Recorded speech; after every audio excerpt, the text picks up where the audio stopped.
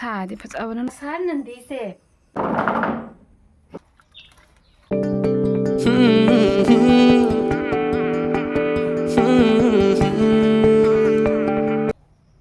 Good morning mayam ai amok video anova ama puduna laksare mayam aigi video ajidi kai oigani hainadi adum mina khara khangambasu orambasu jai mayam ai akumu fi amkumu hawrage aina khalle do fi hobase aigi lang aina fi sagiba singdo napu machugi fi sagiba aduga gi angangba sagiba adu alimba khatang do dogi sise sky color ni mayam phajam maju yam phajayaba do video siga kayino hangde machu se thokte asengbadi yam phajayaba sky color ekdam kora oibadu adudo oyaba yam phajabani aba ado ai semai lang khatang lemba sinane adum janjhallaga khude matek aidi okoigi nupa majana adum jumda se jaba mari makhai dumainam saubas do adum sajallage aina khaliboko kai nupa majainje adum jumda sepadadi jamna chawbadu sepadu manungai jededana ko adugi alemba lang mayam duna kano sage aina khalle adu angang badudi nahan angang ba sagi be alemba dudi langjakta adum yawe aduga asisidi khatang lemhauba adududi chak metriaba asise chak mesalage toiba napu machu siga sky color siga ado mayam ai ngasi langchak metpase kamai meli haibado mayam ngasi yengasi mayam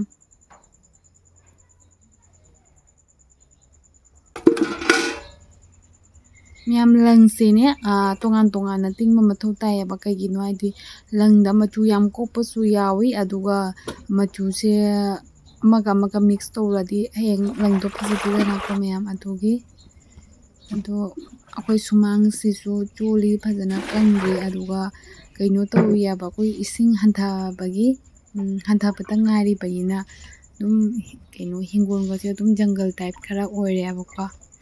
ado pajana hana langse pajana tingdoini aba tingaga ngahak thamba mathau tayaba ko aduga ngahak thamdoini pajana tingjallaga isingda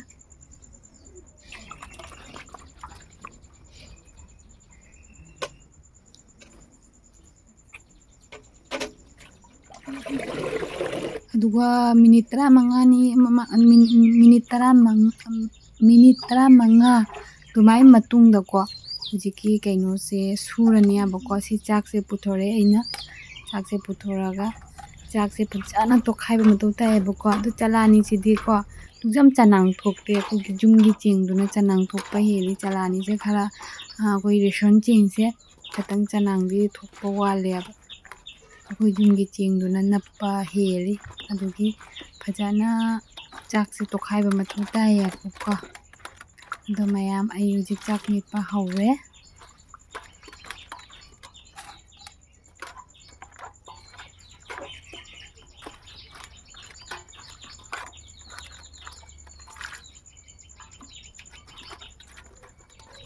chakse ko manap haibra kaino amta yaudre aba nappo haiba yadre doi jengju chawbana kaino ni chakse ku chawman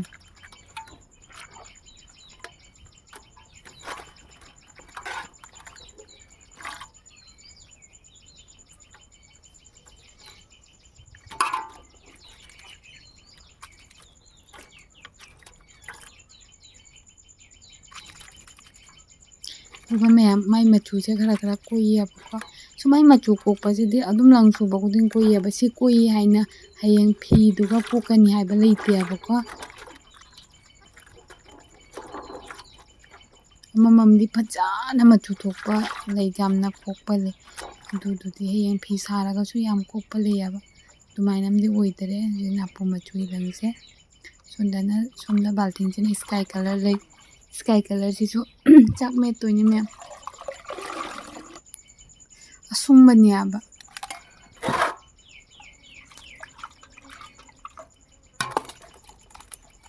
sidi adum surya duga aina chak puthorokpaina ko agise mangbagi mange haina khanna asiga adum nammaba aina chakse adu mayam ima khata ba video nam hawdre aduga langse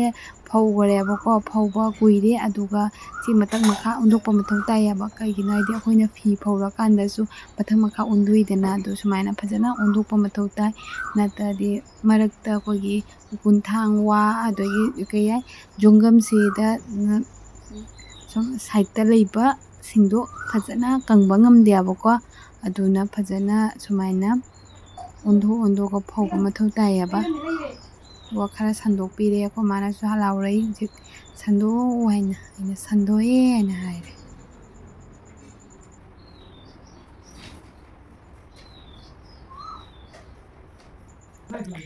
ꯃꯌꯥꯝ ꯑꯩ ꯐꯤ ꯀꯛꯑꯅꯤ ꯀꯩꯒꯤꯅꯣ ꯍꯥꯏꯗꯤ ꯐꯤꯁꯦ ꯁꯥꯅ ꯂꯣꯏꯁꯤꯜꯂꯛꯑꯦ ꯀꯩꯅꯣ ꯑꯩꯈꯣꯏ ꯄꯥꯡꯒꯟꯗꯤꯝꯁꯤꯕꯨ ꯍꯨꯟꯅꯤꯡꯉꯥꯏ ꯖꯒꯥ ꯂꯩꯔꯛꯇꯔꯦ ꯂꯪꯁꯦ ꯂꯪꯒꯣꯝꯁꯦ ꯂꯤꯛꯂꯛꯅ ꯑꯩ ꯁꯣꯟꯗ ꯀꯩꯅꯣ ꯈꯔ ꯁꯥꯕ ꯉꯝꯅꯕꯩ ꯍꯥꯏꯅ ꯁꯣꯝꯗ ꯑꯩꯅ ꯀꯩ ꯍꯥꯏꯒꯦꯅꯦ ꯂꯪꯒꯤ ꯂꯪꯈꯥꯏꯅ ꯁꯣꯝꯗ ꯂꯩꯁꯜꯂꯒ ꯈꯇꯪꯒ ꯂꯪꯒꯣꯝꯗꯣ ꯌꯥꯝꯅ ꯂꯦꯝꯍꯟꯕꯗꯨꯗꯤ ꯅꯨꯡꯉꯥꯏꯇꯦ ꯍꯥꯏꯅ ꯁꯨꯃꯥꯏꯅ ꯇꯧꯔꯤꯅꯦꯕꯀꯣ ꯃꯌꯥꯝ ꯑꯗꯣ ꯃꯌꯥꯝ ꯀꯥꯇꯤꯁꯤꯁꯨ ꯊꯧꯗ꯭ꯔꯦꯕ ꯑꯩ ꯁꯥꯎꯅꯤꯡꯉꯦꯕ ꯀꯥꯇꯤꯁꯦ ꯑꯩꯈꯣꯏ ꯃꯃꯥꯅ ꯀꯩꯅꯣꯝꯃ ꯀꯧꯔꯦ ꯑꯗꯨꯒꯤ ꯀꯥꯇꯤꯁꯦ ꯄꯨꯂꯞ ꯕꯪꯉ ꯂꯥꯎꯔꯦꯕꯀꯣ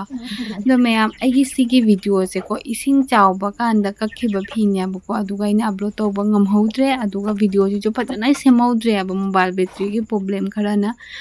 ꯑꯗꯨꯒ ꯈꯇꯪ ꯈꯛꯇꯤ ꯑꯩꯅ ꯃꯌꯥꯝ ꯄꯨꯝꯅꯃꯛꯇ ꯌꯦꯡꯍꯟꯅꯤꯡꯕ ꯀꯩꯒꯤꯅꯣ ꯍꯥꯏꯗꯤ ꯁꯨꯅꯥ ꯈꯟꯕ ꯑꯗꯨꯒ ꯑꯩꯒꯤ ꯂꯪꯆꯥꯛ ꯆꯥꯛꯄ ꯐꯤ ꯁꯥꯕ ꯄꯨꯝꯅꯃꯛ ꯌꯦꯡꯍꯜꯂꯒ ꯀꯛꯄꯗꯣ ꯌꯦꯡꯍꯧꯗꯕ ꯇꯥꯔꯗꯤ ꯅꯨꯡꯉꯥꯏꯇꯦꯗꯅ ꯑꯗꯨꯒꯤ ꯑꯩꯅ ꯁꯤ ꯚꯤꯗꯤꯑꯣ ꯃꯇꯦꯛ ꯑꯃꯁꯦ ꯁꯤ ꯚꯤꯗꯤꯑꯣꯁꯤꯒ ꯑꯦꯗ ꯇꯧꯁꯜꯂꯤꯅꯦꯕꯀꯣ ꯑꯁꯤ ꯏꯁꯤꯡ ꯆꯥꯎꯕ ꯃꯇꯝꯗꯅꯤ ꯑꯁꯤꯁꯦ ꯃꯥꯡꯒꯣꯟꯁꯦ ꯑꯩꯈꯣꯏꯒꯤ ꯏꯁꯤꯡ ꯆꯥꯎꯕ ꯃꯇꯝꯗ ꯅꯝꯕꯩꯅꯦꯀꯣ ꯁꯨꯃꯥꯡꯗꯣ ꯏꯁꯤꯡꯅ ꯄꯤꯛ ꯊꯟꯕꯩꯅꯦ ꯍꯪꯒꯠ ꯍꯟꯗꯥ ꯆꯠꯄꯗ ꯃꯥꯡꯒꯣꯟꯁꯦ ꯑꯣꯕꯁꯇꯥ ꯑꯃ ꯌꯥꯎꯗꯕꯅꯦꯕꯀꯣ ꯃꯔꯥꯡꯕꯅꯤ ꯇꯩꯔꯁꯨ ꯌꯥꯗ꯭ꯔꯦꯕ ꯀꯩꯒꯤꯅꯣ ꯍꯥꯏꯗꯤ ꯁꯨꯃꯥꯡꯗꯗꯤ ꯁꯣꯟꯗ ꯏꯁꯤꯡ ꯆꯥꯎꯅ ꯂꯩꯔꯕꯩꯅ ꯑꯗꯨꯒ ꯃꯌꯥꯝ ꯑꯩꯈꯣꯏ ꯃꯥꯡꯒꯣꯟꯁꯦ ꯈꯔ ꯋꯥꯎꯔꯤ ꯇꯧꯕꯁꯦ ꯈꯔ ꯏꯒꯅꯣꯔ ꯇꯧꯕꯤꯌꯣꯕꯀꯣ ꯏꯁꯤꯡ ꯆꯥꯎꯕꯒꯤ ꯃꯇꯥꯡꯒꯤꯅꯦꯕ ꯑꯗꯣ ꯑꯩꯁꯦ ꯐꯤꯁꯦ ꯀꯩꯌꯦ ꯋꯥꯅ ꯀꯩꯌꯦ ꯀꯩꯒꯤꯅꯣ ꯍꯥꯏꯗꯤ ꯀꯥꯇꯤꯁꯦ ꯌꯥꯝ ꯁꯥꯊꯤꯅ ꯊꯧꯔꯝꯗ꯭ꯔꯦꯕ ꯄꯨꯔꯥ ꯕꯪ ꯂꯥꯎꯔꯦꯕꯀꯣ ꯑꯗꯣ ꯃꯌꯥꯝ ꯑꯩ ꯐꯤꯁꯦ ꯐꯖꯕ꯭ꯔꯥ ꯑꯩꯒꯤ ꯋꯥꯈꯜꯗ ꯑꯗꯨꯝꯗꯤ ꯐꯖꯩꯌꯦꯕꯀꯣ ꯌꯥꯝ ꯁꯥꯊꯤꯅ ꯐꯖꯕꯁꯨ ꯑꯣꯏꯗꯦ ꯑꯗꯨꯝꯗꯤ ꯐꯖꯕ ꯑꯣꯏ ꯃꯥꯅꯦ ꯀꯣ ꯑꯗꯣ ꯀꯥꯇꯤꯁꯤꯗꯤ ꯌꯥꯝ ꯁꯥꯎꯅꯤꯡꯉꯦꯕ ꯀꯛꯄꯁꯦ ꯌꯥꯝ ꯁꯥꯊꯤꯅ ꯋꯥꯔꯦ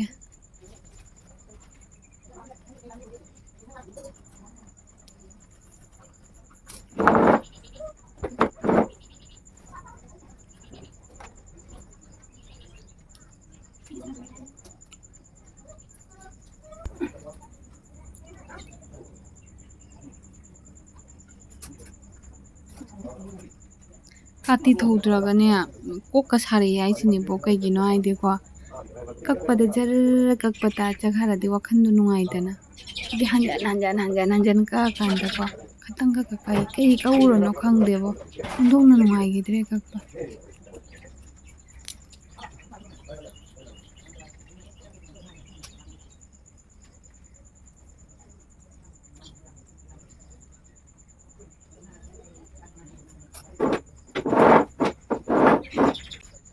ꯑꯗꯨ ꯃꯌꯥꯝ ꯑꯩꯅ ꯁꯝꯖꯦꯠꯁꯨ ꯂꯧꯊꯣꯛꯑꯦ ꯁꯝꯖꯦꯠꯁꯨ ꯂꯧꯊꯣꯛꯅ ꯑꯩꯒꯤ ꯂꯪꯒꯣꯝꯒꯁꯦ ꯂꯧꯊꯣꯛꯑꯅꯤ ꯂꯪꯒꯣꯝ ꯍꯥꯏꯗꯤꯀꯣ ꯑꯩꯈꯣꯏ ꯐꯤ ꯁꯥꯈꯔꯒ ꯑꯂꯦꯝꯕ ꯈꯔ ꯂꯦꯝꯍꯧꯕꯁꯦ ꯑꯁꯤꯁꯦ ꯂꯪꯒꯣꯝ ꯀꯧꯏ ꯑꯩꯈꯣꯏꯅ ꯁꯤ ꯑꯉꯥꯡ ꯑꯣꯏꯔꯤꯉꯩꯗꯅꯦ ꯑꯩꯈꯣꯏ ꯏꯆꯦ ꯍꯣꯏꯁꯤꯡꯅꯅꯦ ꯂꯪꯒꯣꯝ ꯐꯤ ꯁꯥꯏꯗꯅ ꯑꯩꯈꯣꯏ ꯂꯩꯀꯥꯏꯒꯤ ꯏꯆꯦ ꯍꯣꯏꯁꯤꯡꯅ ꯁꯤ ꯂꯧꯔꯒꯅꯦ ꯑꯩꯈꯣꯏ ꯕꯣꯔꯥꯗꯅꯦ ꯈꯣꯡꯗꯥ ꯕꯣꯔꯥꯒ ꯂꯣꯜꯂꯝꯃꯤꯗꯣ ꯕꯣꯔꯥ ꯂꯤꯃꯣꯟ ꯕꯣꯔꯥ ꯄ꯭ꯂꯥꯁꯇꯤꯛ ꯕꯣꯔꯥꯗꯅꯦ ꯂꯣꯜꯂꯝꯃꯤꯕ ꯍꯥꯟꯅ ꯑꯉꯥꯡ ꯑꯣꯏꯔꯤꯉꯩꯗ ꯑꯗꯩ ꯈꯣꯡꯅꯦꯠꯁꯤꯁꯨ ꯂꯧꯊꯣꯛꯑꯦ ꯑꯁꯤꯁꯤꯅ ꯁꯨꯅꯥꯅꯤ ꯁꯨꯅꯥꯁꯤꯗꯤ ꯑꯗꯨꯝ ꯂꯧꯊꯣꯛꯑꯒ ꯊꯝꯈ꯭ꯔꯒꯦ ꯀꯣꯟꯅ ꯍꯟꯗꯣꯛꯇꯣꯏꯅꯦꯕꯀꯣ ꯑꯗꯣ ꯃꯌꯥꯝ ꯑꯩꯒꯤ ꯈꯨꯗꯩ ꯃꯇꯦꯛꯁꯤꯒ ꯂꯩꯔꯦ ꯃꯌꯥꯝ ꯐꯖꯕ꯭ꯔꯥ ꯍꯦꯜꯂꯣ ꯃꯌꯥꯝ ꯉꯁꯤꯒꯤ ꯅꯨꯡꯗꯥꯡꯒꯤ ꯑꯣꯏꯅꯗꯤꯀꯣ ꯈꯦꯆꯤ ꯑꯣꯏꯅ ꯊꯣꯡꯒꯦ ꯈꯜꯂꯤꯕ ꯑꯗꯣ ꯈꯦꯆꯤꯁꯦ ꯑꯁꯤꯒꯅ ꯍꯋꯥꯏ ꯂꯩꯔꯦꯕ ꯍꯋꯥꯏ ꯃꯨꯇꯨꯔ ꯇꯪꯈꯥꯏ ꯃꯨꯁꯣꯔꯤ ꯆꯅꯥ ꯈꯔ ꯑꯗꯨꯒ ꯁꯤꯒꯅ ꯂꯩꯔꯦ ꯀꯩꯅꯣ ꯃꯣꯔꯣꯛ ꯑꯀꯪꯕꯀꯣ ꯇꯦꯖꯄꯇꯥ ꯌꯦꯅꯝ ꯑꯗꯣꯏꯁꯤꯅ ꯐꯛꯄꯥꯏꯒ ꯑꯋꯥ ꯐꯗꯤꯒꯣꯝꯒ ꯑꯁꯤꯒꯅ ꯁꯤꯡ ꯈꯔ ꯑꯩꯅ ꯁꯤꯡꯖꯤꯠꯇ ꯀꯩꯅꯣ ꯁꯤꯠꯂꯒ ꯊꯝꯃꯦꯕꯀꯣ ꯁꯣꯔꯠꯀꯠꯇ ꯊꯣꯡꯗꯣꯏꯅꯦꯕ ꯃꯌꯥꯝ ꯑꯩꯅ ꯉꯁꯤ ꯈꯦꯆꯤ ꯊꯣꯡꯗꯣꯏꯁꯦ ꯅꯨꯡꯗꯥꯡꯗ ꯀꯅꯥꯝ ꯆꯥꯛ ꯆꯥꯅꯤꯡꯗ꯭ꯔꯦ ꯍꯥꯏꯔꯦꯀꯣ ꯑꯩꯈꯣꯏ ꯃꯥꯁꯨ ꯆꯥꯅꯤꯡꯗ꯭ꯔꯦ ꯍꯥꯏ ꯑꯩꯈꯣꯏ ꯕꯥꯁꯨ ꯆꯥꯅꯤꯡꯗ꯭ꯔꯦ ꯍꯥꯏ ꯑꯩꯁꯨ ꯌꯥꯝ ꯆꯥꯅꯤꯡꯗ꯭ꯔꯦꯀꯣ ꯑꯗꯨꯒ ꯑꯩꯅ ꯈꯜꯂꯤꯕ ꯅꯨꯡꯗꯥꯡꯗ ꯀꯩꯁꯨꯝ ꯆꯥꯗꯅ ꯇꯨꯝꯕꯗꯤ ꯐꯠꯇꯦ ꯑꯗꯨꯒ ꯑꯩꯅ ꯀꯩ ꯈꯜꯂꯤꯕ ꯈꯦꯆꯤ ꯈꯛꯇꯪꯒ ꯍꯧꯔꯒꯦ ꯈꯇꯪ ꯆꯥꯔꯗꯤ ꯀꯩꯁꯨ ꯀꯥꯏꯗꯦꯅ ꯍꯥꯏꯅ ꯈꯟꯅ ꯑꯗꯨꯒꯤ ꯈꯦꯆꯤ ꯈꯛꯇꯪꯒ ꯍꯧꯗꯣꯏꯕ ꯌꯥꯝꯗꯦꯗ ꯆꯥꯅꯔꯔꯣꯏ ꯍꯥꯏꯕꯅꯤꯅ ꯌꯥꯝ ꯇꯧꯗ꯭ꯔꯦ ꯑꯗꯨꯒ ꯃꯌꯥꯝꯁꯤꯒꯅ ꯍꯋꯥꯏ ꯂꯩꯔꯦ ꯁꯤꯒꯅ ꯃꯔꯣꯏ ꯃꯄꯥꯡꯗꯣ ꯂꯩꯔꯦ ꯑꯩꯅ ꯉꯁꯤ ꯊꯣꯡꯗꯣꯏꯁꯦ ꯀꯨꯀꯔꯗ ꯊꯣꯡꯗꯣꯏꯅꯦꯕ ꯑꯗꯨꯝ ꯁꯣꯔꯠꯀꯠꯇ ꯑꯣꯏꯅ ꯊꯣꯡꯉꯒꯦ ꯈꯜꯂꯤꯕ ꯁꯤꯁꯨ ꯉꯁꯤꯁꯦ ꯀꯩꯁꯨꯝ ꯌꯥꯎꯗꯦꯕꯀꯣ ꯀꯩꯒꯤꯅꯣ ꯍꯥꯏꯗꯤ ꯐꯖꯅ ꯆꯥꯅꯤ ꯍꯥꯏꯕ ꯇꯥꯔꯗꯤ ꯑꯉꯧꯕ ꯀꯩꯀꯩ ꯉꯧꯕ ꯆꯥꯅꯤꯡꯗꯦ ꯍꯥꯏꯅ ꯑꯗꯨꯁꯨ ꯑꯩꯅ ꯅꯨꯡꯉꯥꯏꯇꯅ ꯅꯨꯡꯗꯥꯡꯗ ꯀꯩꯁꯨꯝ ꯆꯥꯗꯅ ꯇꯨꯝꯕꯗꯣ ꯐꯠꯇꯦ ꯍꯥꯏꯅꯀꯣ ꯑꯗꯨꯒꯤ ꯑꯩꯅ ꯀꯨꯀꯔꯗ ꯉꯧꯕꯅꯤꯅ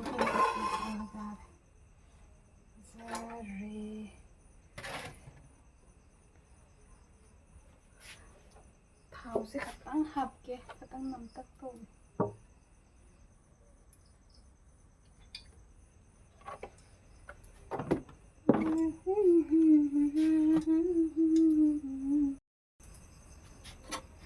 ये कहाँ आ गए हम तो कई ऐसे मैं इसे खत्म तब लगे लेकिन तो टेस्ट का खत्म लगे मन में रही नहीं मेरा गैस की टेबल से नवांगेरा खंग रहा है ये मैं क्या करूँ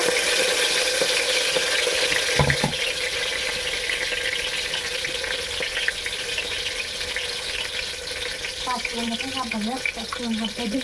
होते हैं ꯑꯗꯨꯗꯒꯤ ꯑꯩꯅ ꯐꯖꯅ ꯑꯣꯠꯈ꯭ꯔꯒꯦ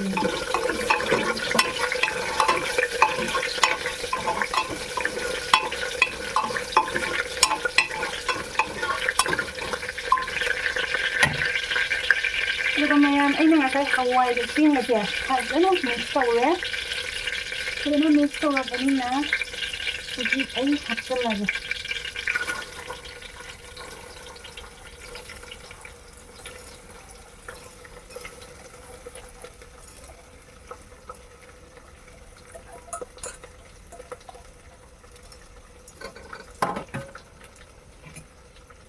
ꯑꯩꯈꯣꯏꯒꯤ ꯊꯕꯩꯁꯤꯅ ꯐꯖꯅ ꯑꯣꯠꯈꯥꯏꯔꯒꯦ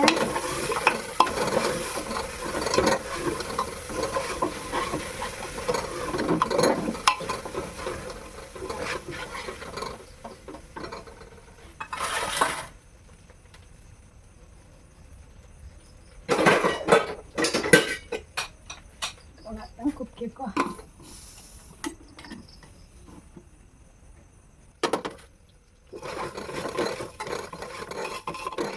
khichdi jangan khara jam hapke kaigino adi machu phajalaga khichdi mukal manbare jamna su jamba natte ko adu koigi muruk sisu khitang jam hapke kaigino adi khitang sakat to ngya ko adu koigi aina khichdi khwaidagi maru oiba pachai jira jira sidi namda yadi ko khichdi da jira namda de hautabane aba Oh, bari jira. Mari hijau macam jira kan nambah mana tahu dah.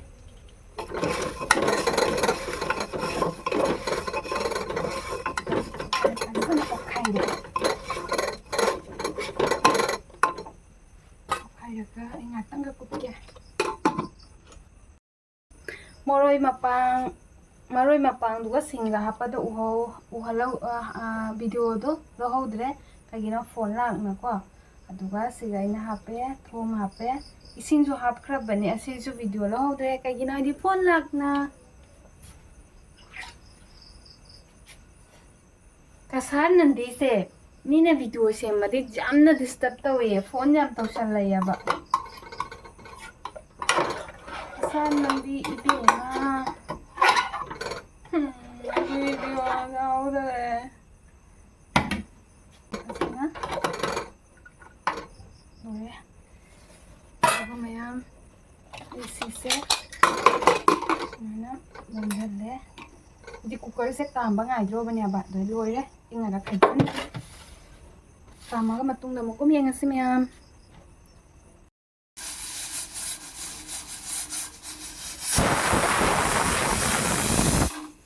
ꯑꯃꯨꯔꯛ ꯃꯔꯤꯔꯛ ꯀꯥꯝꯒꯦꯀꯣ, ꯃꯔꯤꯔꯛ.